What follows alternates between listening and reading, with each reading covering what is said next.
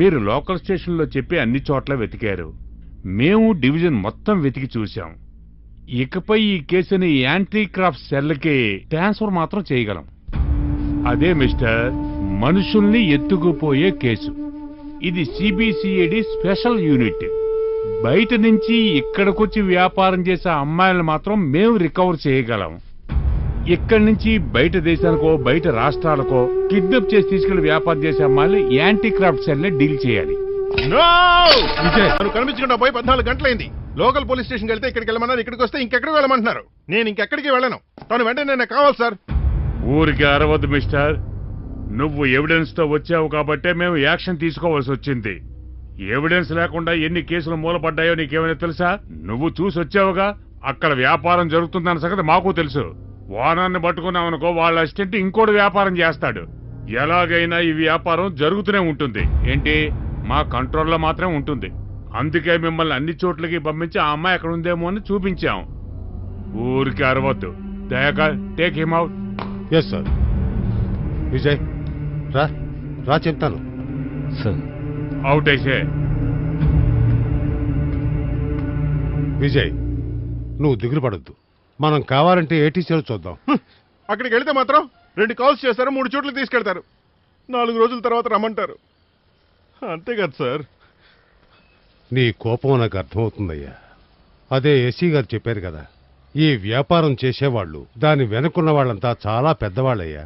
ఎవరి గురించి ఎంక్వైరీ చేసినా వెంటనే ఫోన్ కాల్ వస్తుంది. అందుచేత మనం దీన్ని జాగ్రత్తగా డీల్ చేయాలి. ఇదే మీ కూతురు అయితే జాగ్రత్తగా డీల్ చేస్తారా సార్? ఇలాంటి వాటికి ఆయన ఉండాలి. ఎవరు సార్? చార్లెస్ యాంటనీ, ముందుండే ఏటీసీలో ఏడీజీపీ. ఆయనే కనుక ఇప్పుడు ఉండుంటే ఈ అమ్మాయే కాదు, వేరే ఏ అమ్మాయిని కిడ్నాప్ చేయలేరు. ఎవిడెన్స్ దొరకగానే కిడ్నాప్ చేసింది ఎవరో కనిపెడతారు. 5 సంవత్సరాలకు ముందు ఇలాంటి ప్రాబ్లమ్స్ ఎక్కువగా జరుగుతున్నప్పుడు ఒక్కొక్క పోలీస్ స్టేషన్లో ఏటీసీ డిపార్ట్మెంట్ని తీసుకురావాలని ఆయన ఆశపడ్డారు.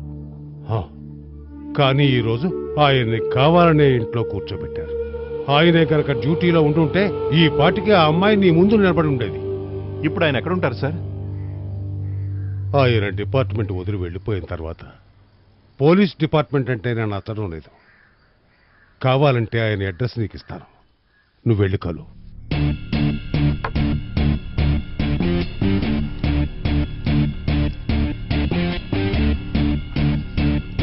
Sir, Charles Antony. ఏం కావాలి సార్? యమునా సార్ కార్లో కిడ్నాప్ చేశారు సార్. కార్లో కిడ్నాప్ చేశారు సార్. కిడ్నాప్ చేస్తే పోలీస్ స్టేషన్కి వెళ్ళి కంప్లైంట్ ఇవ్వచ్చు కదా. ఇచ్చాను సార్, ఏ యాక్షన్ తీసుకోలేదు సార్. ఏవిఎస్ డిపార్ట్మెంట్ లో మిమ్మల్ని కలిస్తే హెల్ప్ చేస్తారని చెప్పారు. అదే కదా, యూనిఫామ్ వేసుకుని నెల జీతం తీసుకుంటున్నారే, వాళ్ళ వల్లే కాలేదు. నేనేం చేయగలను? ఇంకా నుంచున్నావే. సార్ ప్లీజ్ సార్, మీరే హెల్ప్ చేయాలి సార్. ప్లీజ్ సార్, తను లేకుండా నేను ఉండలేను సార్. Please sir. అయితే వెళ్ళి వెతుకు. అయ్యో, నేను వెతికాను సార్. నాకు తెలిసినంత వరకు అన్ని చోట్ల వెతికాను సార్. నేను వెళ్ళిన చోటుకి తను వెళ్ళుంటే తను చచ్చిపోతుంది సార్. తను లేకపోతే నేను చచ్చిపోతాను సార్. తనే నా ప్రాణం సార్. ఇచ్చోడా,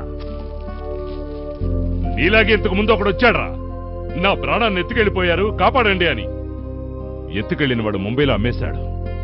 యూనిఫామ్ వేసుకుని చేయాల్సిన పనిని యూనిఫామ్ లేకుండా చేశాను. ఆ అమ్మాయిని కాపాడి తీసుకొచ్చి అప్పగించాను. ఏ నోటితో నా ప్రాణమని అన్నాడో అదే నోటితో ఆ అమ్మాయిని లంచ్ అన్నాడు. ఇక్కడే పేక్ కోసుకొని చచ్చిపోయింది. ఇక్కడే. ఏంట్రా పెద్ద లవ్వు? ఇష్టం లేకపోయినా బలవంతంగా అనుభవించడమే ఈనాటి లవ్వు. వెళ్ళు. అది కాకపోతే ఇంకొకటి. సార్, తను నాకు కావాలి సార్. తను ఎలా వచ్చినా ఓకే సార్. తను లేకుండా నేను బ్రతకలేను సార్.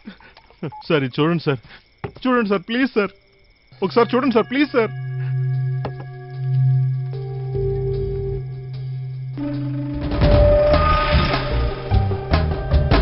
ఇదంతా చూసాక ఎలా ఊరుకోమంటారు సార్?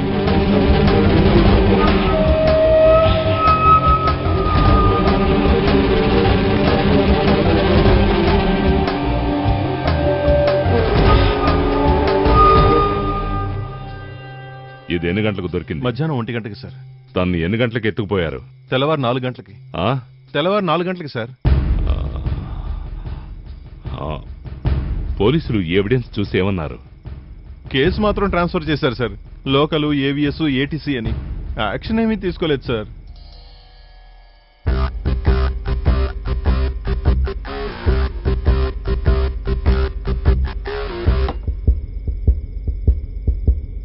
చివరి వరకు ఈ అమ్మాయి కోసం స్ట్రాంగ్ గా నిలబడతావా? నా ప్రాణం ఉన్నంత వరకు. నీకు ఈ అమ్మాయి కావాలి, నాకు ఆ నెట్వర్క్ కావాలి. ఎటువంటి ఎవిడెన్స్ ఇంతకుముందే దొరుకుంటే ఆ నెట్వర్క్ ని ఎప్పుడో స్మాష్ చేసి ఉండేవాణ్ణి. ఇప్పుడు కూడా ఇది నీకోసం కాదు, నా కోసం